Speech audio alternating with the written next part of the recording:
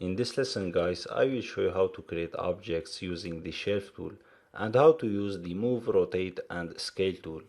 So if I come here and click on the box, now you see I have the red box in the viewport. So if I hit enter on the keyboard, I am placing the box at the center of the grid.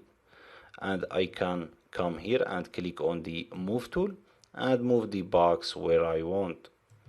And of course I can come here again and click on the torus, and now I will not hit enter on the keyboard. I will left mouse click somewhere on the grid. For example here, if I clicked once, now Houdini places the torus where I clicked. Okay, so I can of course select the move tool, move the torus where I want, or choose the rotate tool to rotate the torus. And of course I can click on the scale tool to scale the torus in all directions. And if I clicked on this line, now I am scaling it on X, and here on Z, and this is on Y. Okay,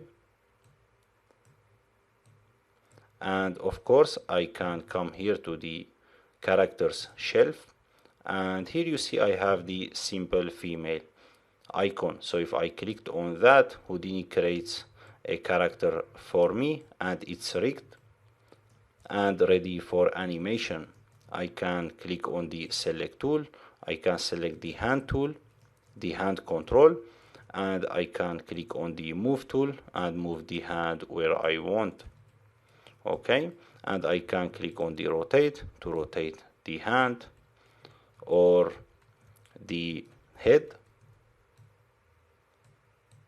Okay,